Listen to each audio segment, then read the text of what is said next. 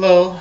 I was playing some 25 cent, 50 cent no limit on PokerStars earlier, and I'm going to review a hand here that I played at a 6 max table. Right now I'm on the button with pocket kings, and I have just over the max buy-in at the table of $50.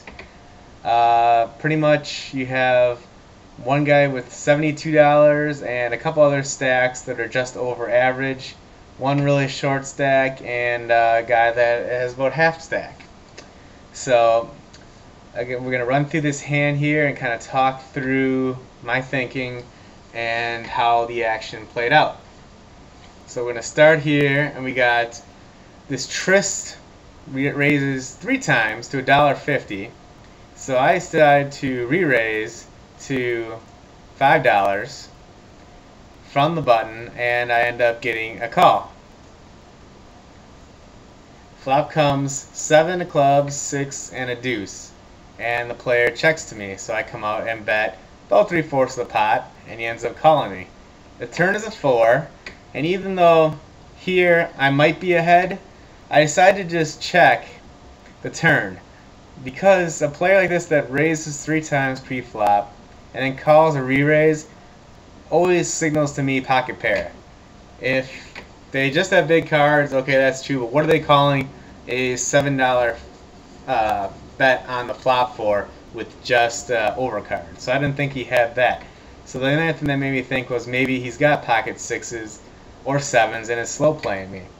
So I decided to just check the turn, and pretty much if he is bluffing, I will just call his bet on the river.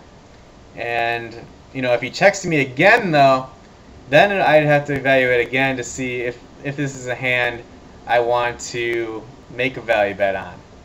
So as we go here, the river is my king, and he bets $21, which is basically pot. I really don't think he has a flush here, so I ended up shoving it in and ending up winning the pot. And this player shows pocket aces.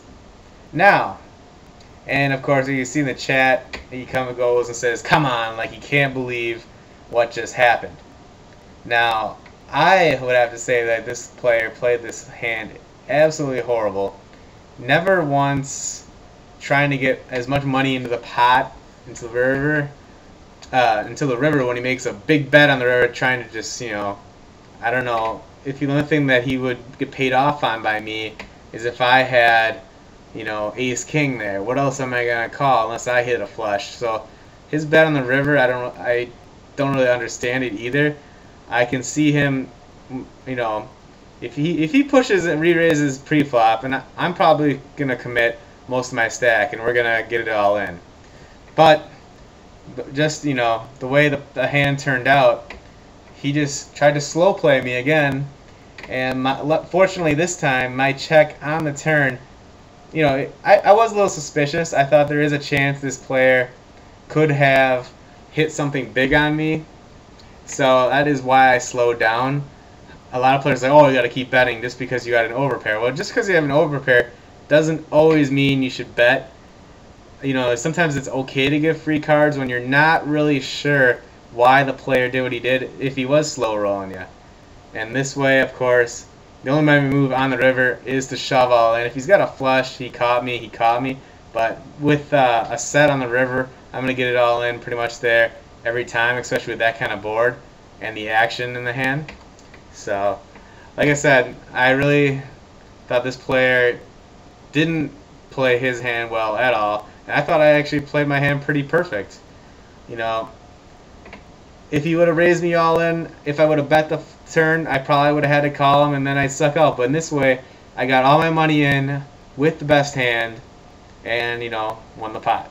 So, like I said, interesting hand the way it played out. I really didn't think he had aces until his crazy bet on the river either signaled a set to me, a big bluff, or he did catch a flush. In that case, more props to him. But that's it for now. Thanks for sticking with me here, and good luck out there.